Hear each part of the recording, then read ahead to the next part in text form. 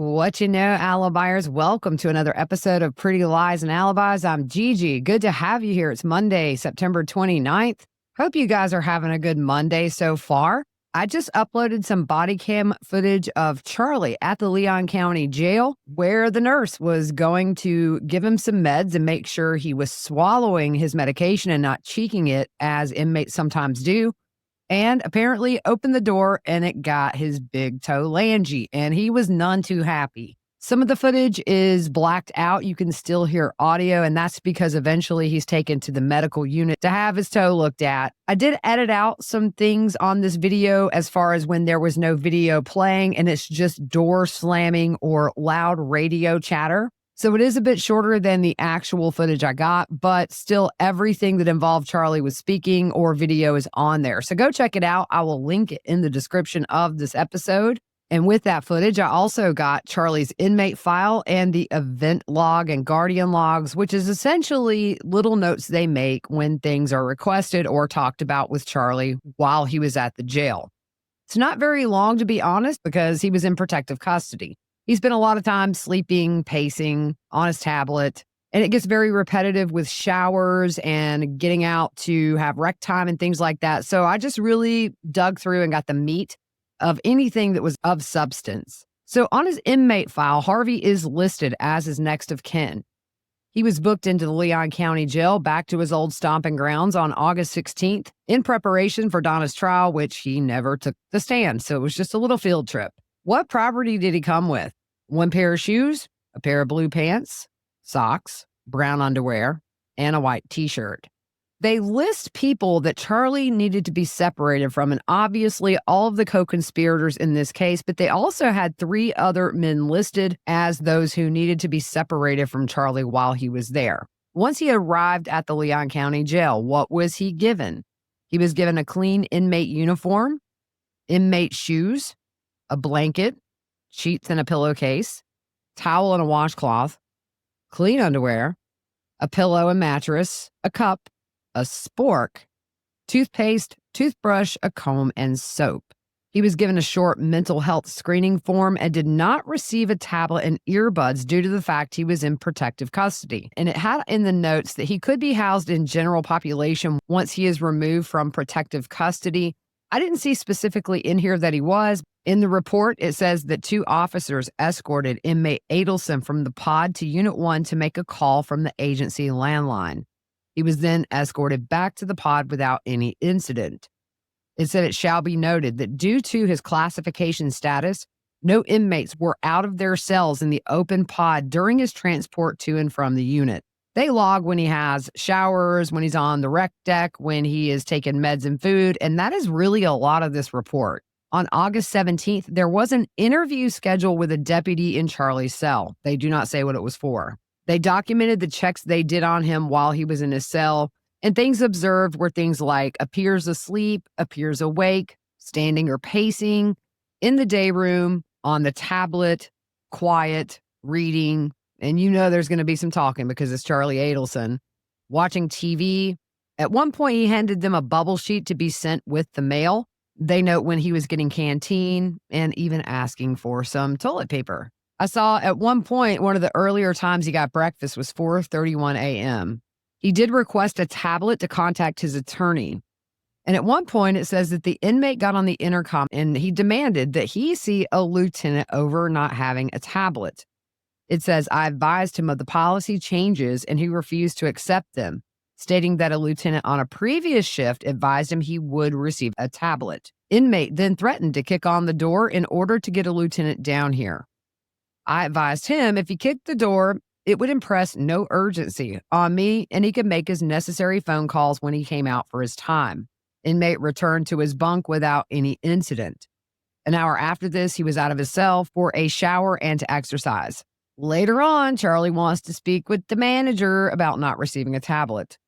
It says he has not accepted my explanation of policy and has stated he wants to speak with a lieutenant in regards to receiving a tablet.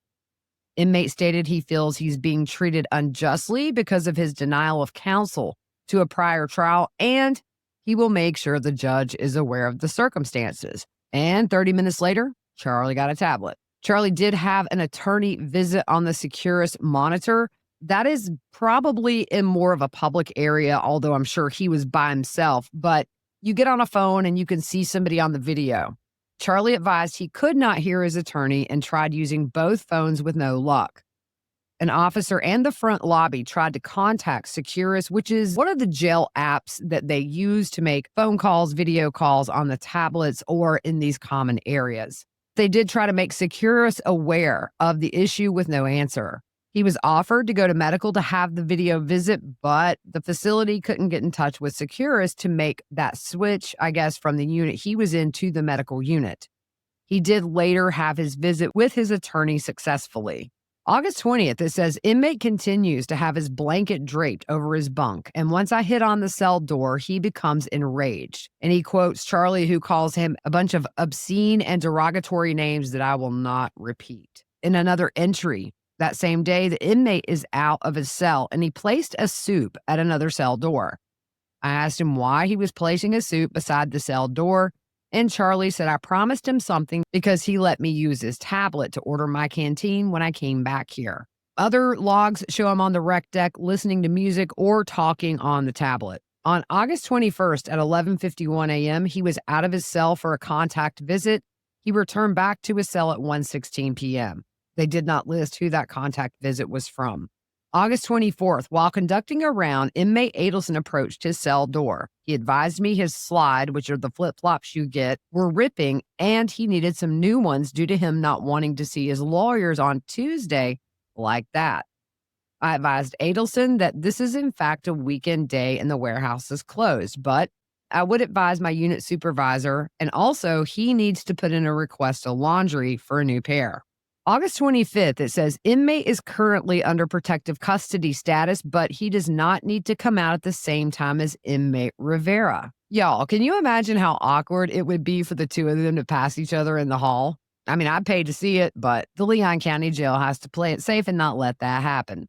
Charlie again requests new slides, and he gets those a few hours later. On August 28th, he had a visit with his attorney. August 31st at 11:30 a.m., this is the footage that I have uploaded to YouTube. Again, I'll link it in the description, but this is when his big toe Langy was run over by the cell door. Charlie says he was barefoot because they don't issue shoes, but he did have slides on and said his toe was hanging out. September 1st, Charlie asked if he could refuse his meds, and the officer explained that he could when the nurse arrived. A little later, Charlie did take his meds, but said he did not want any more after this med pass. He said he has had stomach ulcers in the past, and the nurse handed him a sick call paper. A few hours later, Charlie said he was being targeted or his phone was tapped because his Wi-Fi just stopped working and everybody else was still on. I guess he's got a little residual PTSD from those prior wiretaps. That evening, he was out of his cell for a Securus video visit. September 4th, this is in the note. It said inmate Adelson was let out for his 20 minutes. Adelson had his cell in compliance when told. After stepping out of the cell, he asked for toilet paper and the hair clippers.